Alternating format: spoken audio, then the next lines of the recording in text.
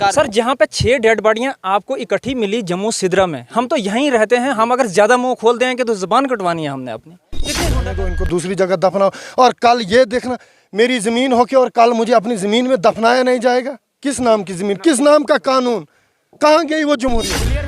उसका हाथ है इसमें, हमें क्यों डर है नहीं? जनाब, सुबह से डर है कि ये इंसान, 6 डेड बॉडियां रोड पे 4 पड़ी हैं और यहाँ आके 2 गुंडे वो कब्रें नहीं खोदने दे रहे। मोहम्मद इकबाल भट्ट ने भी मुझे कहा कि तुम इसके पीछे साथ साथ चलता है, तुम ही इसको बताता है ऐसे चल, वहाँ पे सपोर्ट करता है, तो लिहाजा मुझे भी खतरा है, ना जाने ये मुझे कहाँ मुझ पर भी कहाँ पे हमला कर सकते हैं।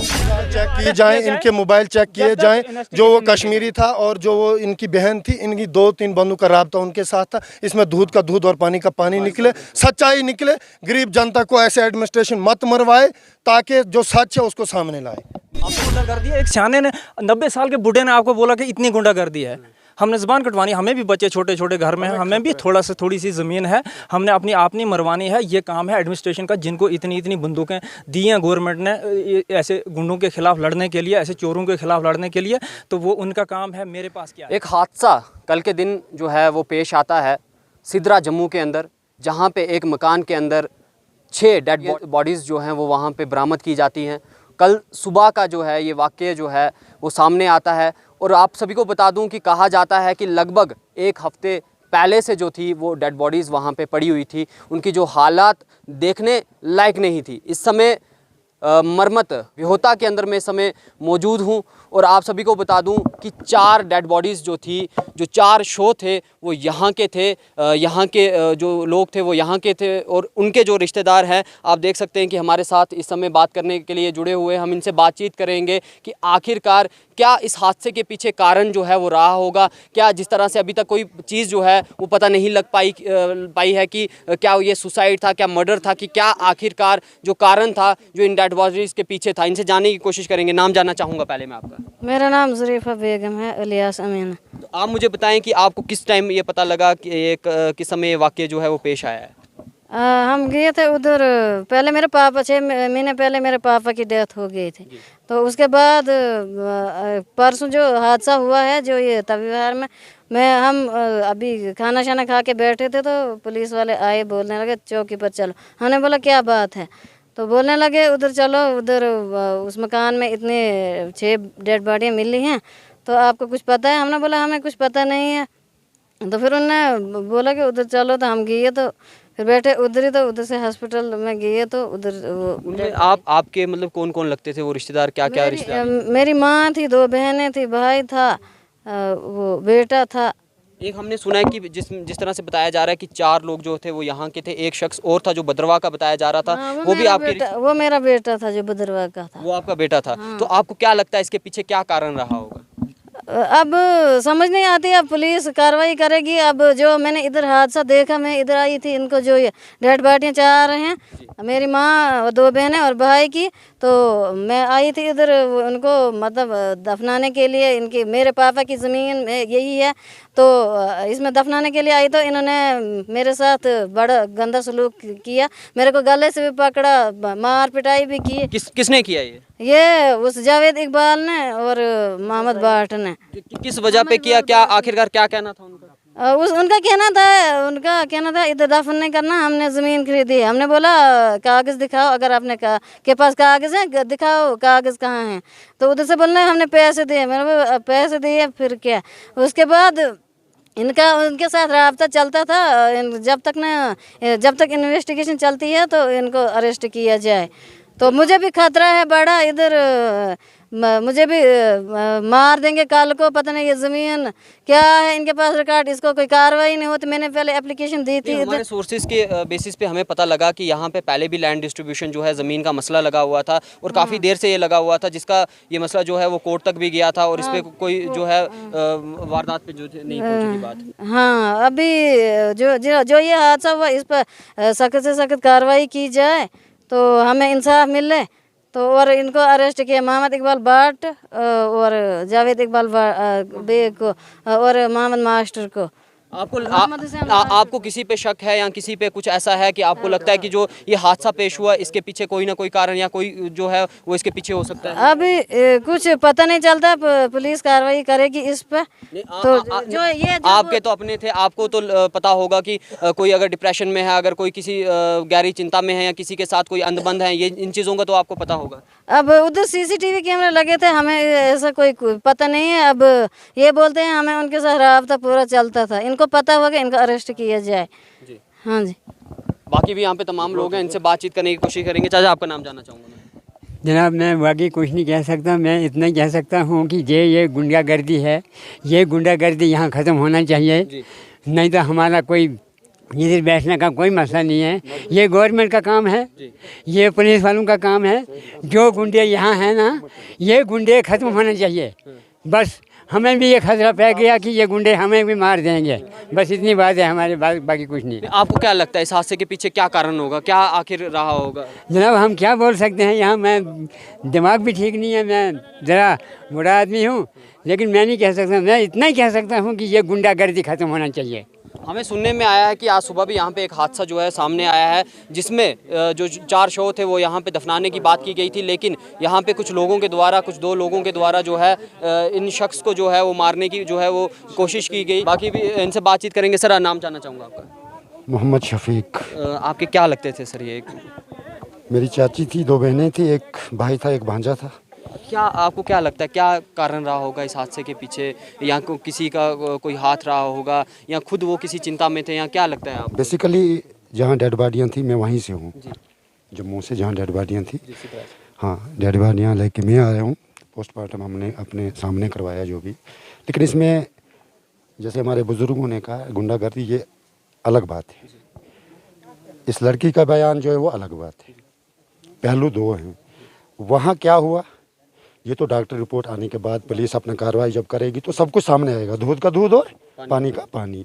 लेकिन इस वक्त अगर हम किसी फ्रैक्शन की वजह से एक दूसरे पे कोई गलत इल्ज़ाम दे दें तो वो अच्छी बात नहीं है, क्योंकि ये छुपती नहीं है, ये चीज़ें छुपती नहीं है। और ख़ास करके ये चीज़ें छुपती नहीं हैं किस में, हिंदुस्तान में ये चीज़ें नहीं छुपती हैं।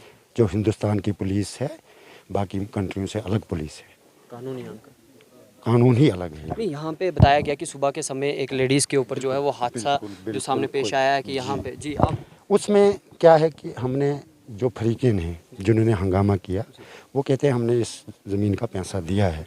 दिया किनको है? मरहूम जो डेथ बॉडियाँ हैं उनको दिया है।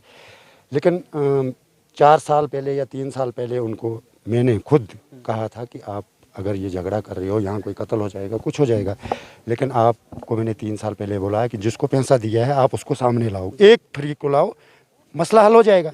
लेकिन यहाँ 4 फरीक हैं, एक स्टे लगवाता है, दूसरा कागज़ लाता है।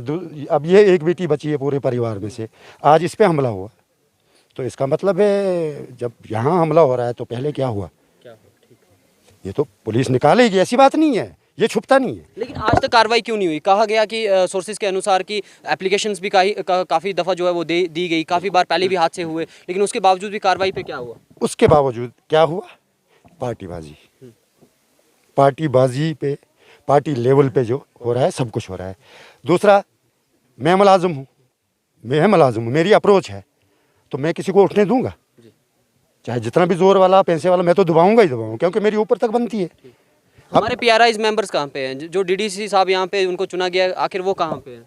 अब मैं परसों 12 बजे जब डेड बॉडियाँ, हमें पता लगा कि डेड बॉडियाँ फलानी जगह पे हैं, मैं तब से लेके अभी तक, अभी डेड बॉडियों के पास ही था, अभी तक मैं डेड बॉडियों के साथ हूँ। मुझे ये चीज़ का पता नहीं कि कौन कहाँ है, क्योंकि वो यहाँ के चुने हुए, यहाँ से चुन के गए हैं, उनको इन मसलों में यहाँ होना चाहिए था, लेकिन कोई पता नहीं कहाँ है। नहीं, उनका रोल क्या बनता है यहाँ पे? इस वक्त तो रोल ये बनता था कि ये यहाँ शाना बशाना खड़े होने चाहिए थे, क्योंकि उनकी ये कॉन्स्टिट्यूंसी है, मुखालिफ पार्टी की सपोर्ट, वो तो है, क्योंकि वो उनका भाई है, मुखालिफ पार्टी उनका भाई है।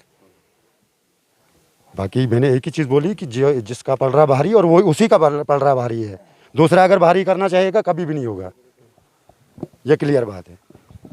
ये यहाँ पे जो है यहाँ के पंच हैं, इनसे बात करेंगे। नाम जानना चाहूँगा पहले। जावेद इकबाल। क्या लगता है आपको कि ये जो यहाँ पे चीज़ें हो रही हैं, क्या इसके पीछे क्या कारण होंगे? सर कारण यही है, झगड़ा बड़ा ख़तरनाक है। एडमिनिस्ट्रेशन तक एप्लीकेशनें लगी हुई हैं, कोई किसी की सुनवाई नहीं है। जैसे इन लोगों ने बोला कि जिसकी पहुंच ऊपर तक है तो वही सिकंदर है, तो जो गरीब है बेचारा तो वो पिसा जा रहा तो है। डीडीसी का क्या रोल है? डीडीसी यहाँ आपको खुद नज़र आता है ही नहीं। यहाँ पे एक साइड से जो पार्टी है जो यहाँ वो मना कर रहे थे वो उनके भाई हैं, तो आपको साफ जाहिर नज़र आता है कि डीडीसी तो अपने भाई की सपोर्ट करेगा, वो इन लोगों की कहाँ से करेगा? नहीं, उनको तो गरीब लोगों ने चुना है, भाइयों ने थोड़ी चुन के उनको डीडीसी। वो इलेक्शन होता है, वो कब किसने किसको चुना वो एक सेकेंडरी बात होती है। किसी को क्या पता होता है कौन क्या करेगा बाद में।